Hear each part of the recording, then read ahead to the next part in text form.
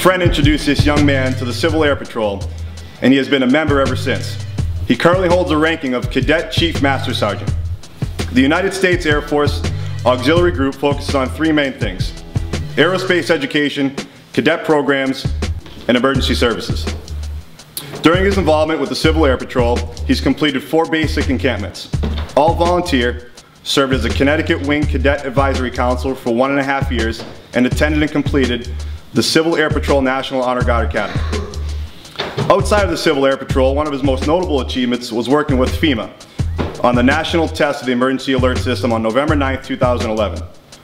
His hobbies are government and church. With a group from his church, he went on a mission trip to Delaware to work with Habitat for Humanity. This resident of Massachusetts Hall plans to major in poli-sci in college with hopes of attending Gordon College. His future plans also include running for the public office, and as manager of both the junior and prep league hockey teams, he is often known around campus as Big Mike. Please join in welcoming the class of 2000 Wolverine, Michael LaPorte.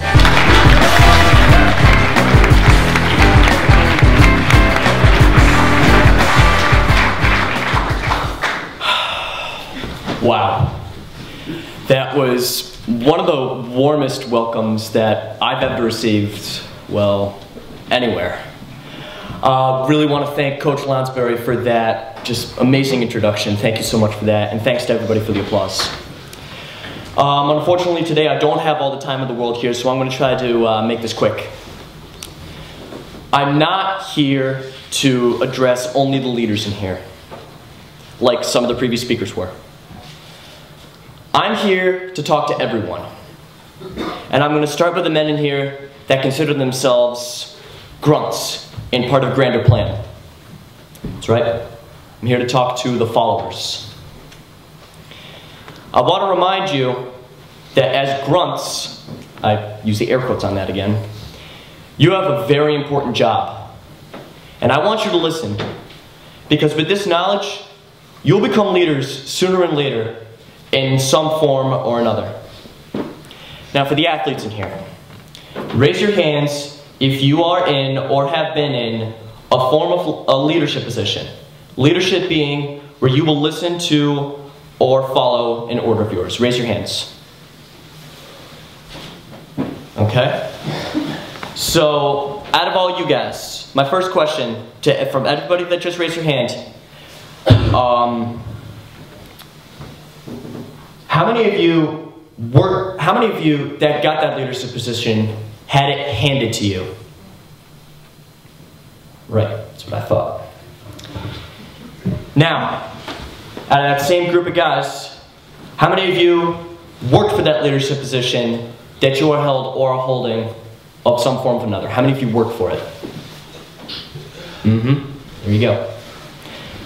All of you that have not been in a position of leadership, raise your hands. All right, good enough then. All of you guys that have raised your hands are or have been followers. Now, some of you guys are saying to yourselves, like, first, what the hell does this word mean that he keeps throwing around, follower? Here's what it means. The United States Air Force defines followership, which is the fancy word for it, as the willingness to cooperate in working towards the accomplishment of the mission, to demonstrate a high degree of teamwork, and to build cohesion among the organization. Now what this means is, let me give an example to demonstrate it. You're on a sports team. Let's take hockey for example. And you want to be team captain. In high school, you helped your team go to and win 2 straight state championships in junior and senior year. You played forward and led your team in the most goals scored in junior year. You even served as team captain in your senior year. But for some reason, the head coach of whatever school you're going to, not necessarily Bridgton, he feels he has different plans because you didn't perform as well as maybe one or two other people that were trying out for the team at the same time. Now, what I'm telling you is that even though you're not team captain, it's okay. You're on the team you wanted to be on, right? You want to win games, right?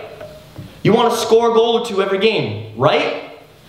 You want to help carry your team to a championship title, right? And most importantly, you want to play the game and have fun playing it, right? If you answered yes to any of these questions, you're a follower. See, followers aren't just grunts. Followers are the ones who complete the task.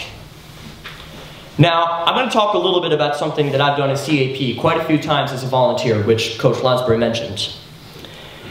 And it demonstrates followership perfectly. Every year, each wing, which is a branch of the Civil Air Patrol that exists in every state, and a group of those makes up a region, every year, each wing hosts a week-long basic encampment, except for some reason last year in Connecticut. It's a different story for a different time. These weeks entail some of the hardest work you've ever done in your life, including waking up at 5:30, rudest awakening, for super intense PT, having to make your beds and lockers all look a certain way down to every last wrinkle in maybe 15 minutes time, which is not a lot. Not getting a ton of food every day, but granted it wasn't that bad. Ropes courses, trust building activities, problem solving, and combat training. That's what each week entails. I've done 4 of these weeks of essentially controlled hell. My first one was obviously my basic one, and the other 3 I staffed. At all these encampments that I've been a follower. My first one, again, I was the lowest of the low, a basic cadet. I had never properly made a bed in my life. I never ironed my uniform by myself once. I never correctly shined a shoe. And to be frank, none of us had. We learned how to do all that and then some the whole week. I was a proud member of Foxtrot Flight, 3rd Squadron, under the command of Cadet Senior Master Sergeant Eric Tessman and Cadet Second Lieutenant Joe Coswig, who have both later on gone to enlist in the United States Army. My second one, I was another follower, even though I held some form of leadership position. I was a non-commissioned officer, which is a fancy phrase for sergeant, working in administrative duties. Now that sounds fancy and cool, but all I was the paperwork guy. I'm serious. All I did was file this, file that. It was boring, monotonous, and I hated it with a passion. I always took everyone's crap. I had a worse week than my basic year. The problem being I was not fully engaged like most of the rest of the staff were. But I stayed, and I did it. Because it was my job, and because I had a dedication to the program, and to the cadets whose paperwork I was filing. I didn't know all of them, but I came to know them later. My third encampment, which was not in Connecticut, but actually Rhode Island, I was a respected leader, yet still a follower. I was the 1st Squadron Bravo Flight Sergeant, and I was my cadet's daddy for the entire week. I was sick as a dog, too. Worse than I was a few days ago, actually. Anybody that knows about that then knows how I felt. But yeah, it was worse than that. But regardless, I had to do my job, and I had to do it damn well. My job, considering I had already learned how to do everything correctly from basic encampment, was to make damn sure my cadets were on top of their game. The greatest thing that I remember from that entire week, it was a Wednesday night, and we were all sick of Charlie Flight and 2nd Squadron beating us on Honor Flight every single day. We had had enough of it. We had gotten the pink flight flag once during that week. So I said, screw it. I gotta do something about it. I went in the middle of that barracks and I said, everyone, on me now. They came in and I said, listen, we're not performing as well as we can. I know you guys can do a good job. And I'm gonna watch you guys do a good job. I'm gonna make you guys do a good job. Because that's my job, that's your flight commander's job, that's your job. Is to not only look after yourself, but look after your fellow man. So what do you say? Are we gonna do it? And they all screamed, "Yes, Sergeant, yes, Sergeant." They did what they had to do. As soon as I broke that huddle up, they said, "Hey, anybody need help shining their shoes? Anybody need help making a bunk? Anybody need help organizing their locker? I'll do this for you, I'll do that for you." Whole thing done, 15 minutes. And you got the barracks about 100 feet away. The squadron commander for the 2nd Squadron actually said, "I'm pretty sure that I heard a very, very loud noise come from the 1st Squadron barracks." And I was like, yeah, that was us. And as a result of all that, we won Warrior Flight, a Rhode Island Wing Award given every year to the flight and its staff for showing the highest motivation and the physical perseverance out of all 4 flights in both squadrons. Now, moving on from Rhode Island, I'm going to go to the same year in the summer. My 4th and latest encampment, I was in another leader-follower position. I was the non-commissioned officer in charge, or NCOIC for short, of public affairs. That's Mr. Cole's job. That was similar to the admin job that I had the previous summer in Connecticut, but it was much, much better. My job was to take pictures and make a video for the end of the year. Now, I had a couple cadets working under me, and they were doing their jobs, well, most of the time. Since we usually weren't given too many do this right now orders, because we weren't in front of the cadets and we didn't exactly have to look spick and span, so we had to set some sort of an example, even though I really wanted to. And most of the orders that we were given were standing. All we did was kill time in the admin building, mostly, just screwing around playing games on our computers. But when something had to be done, my OIC and I made sure our staff members knew it. And they got it done, rather well, I might add. My job was to do the job, and I did that. So what was my position? A grunt! The whole time! All 4 encampments. I was a grunt. I was a follower. That's not a problem, though. It's not a problem. We blame our presidents for everything that happens during their term. It's just an example. And we give them credit for the things they never did.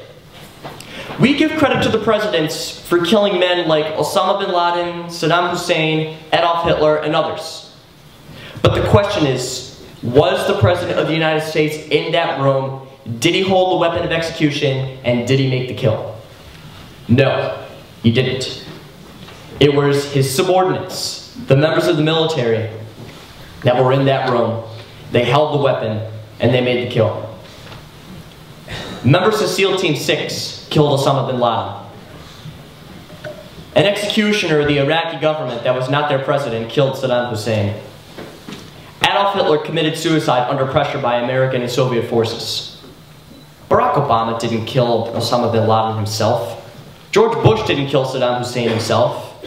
Harry Truman didn't kill Adolf Hitler himself. It was their executioners that did.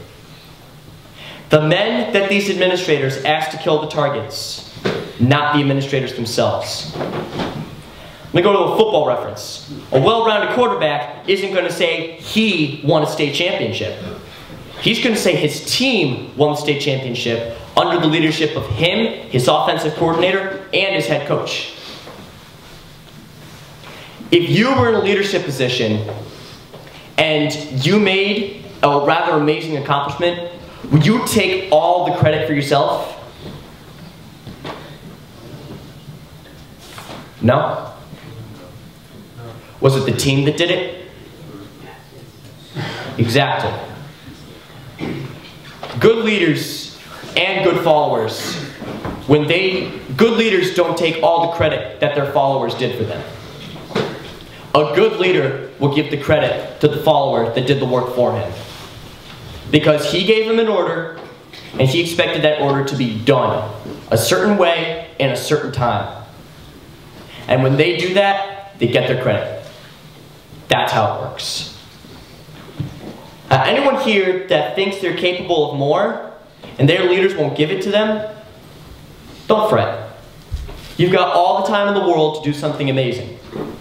It may not necessarily be now, doing whatever it is you're doing, but it may be later on in life. All you need to do is be patient and be a good follower. Now, all this being said, I'm actually gonna stray away from the topic of followership just a little bit. And before we move on to our next segment of chapel, I want to say one quick thing. Recently, I've been thinking about all this. When I was writing the speech, I thought about my CAP history. And I remembered something that was very strong inside me from junior year. In the beginning of April of junior year, I had visited an amazing school in Northfield, Vermont called Norwich University. Perhaps some of you have heard of it? Okay. How many of you have heard of it and want to go there? Yeah, Izzy, I'm looking at you, buddy. I had attended and completed their 2-day-long youth leadership conference, and I had a ton of fun doing it. And I realized that that was the school for me until my mom told me about Bridgton Academy. When I got into Bridgton, I said to myself, holy crap, high school's done, I'm moving on. And I just stopped caring about a lot of things. And I focused on having fun with people I might never see again. And I did. I went on a mission trip to Wilmington, Delaware at the beginning of the summer. I attended a massive graduation party at a very expensive pool club that a lot of my friends were members of.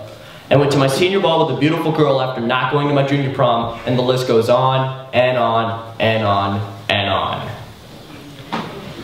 I mean, I stopped wearing Honor Guard Academy shirts to gym class.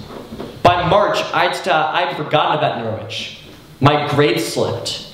I started to fall. We all call it senioritis. I call it jacking up. It even got to the point where I was afraid Bridgton would have said, oh hell no, this kid's not coming in here with those crappy end of the year grades. And my mom had told me about another college I was interested in during the summer. She told me about Gordon College in Wenham, Mass. The college that, ironically enough, Chris Vigneault had graduated from. Now I visited there, and I loved it. I love the programs there. I love the atmosphere. I love the admissions people that I talked to and I worked with. And the campus itself is just straight up beautiful. My hair grew out. I had a beard. My face couldn't breathe. I feel bad for Mr. LaBelle. And then, while I was writing the speech, I stopped for a second, and I realized something. I'm not writing this bloody thing just for the hell of it. I'm writing it because I'm capable of it. And I'm even more capable of giving it in a Thursday chapel. I have some stories and I have some lessons that I could tell to my peers, and that they could learn something from it. And then I turned around in my chair, which I brought from home, and I looked at my uniform. Back home, it, along with my fatigues, got very, very dusty from having not been used or touched for months. I realized I didn't get these ribbons, or this grade, this big freaking shoulder cord for nothing. I earned it all. Then I stopped doubting myself, and I wrote some different goals on my whiteboard in my room. Shave head, done. Go to 2 more basic encampments, attend Honor Guard Academy year 2, weightlift, have a hell day, and keep GPA above a 3.0. That's on my whiteboard now. Now, I'd like to announce that my #1 college choice now is not Gordon College. Gordon's in the #2 spot now. I'll be applying to Norwich University later this year, and if I'm accepted, I will enlist in the Norwich University Corps of Cadets and join the United States Air Force ROTC. On that note, I'm going to close this speech with a quote that means a lot to me. It's the Norwich University class motto: I will try. Thanks everyone for your rapt attention, and with that, let's move on.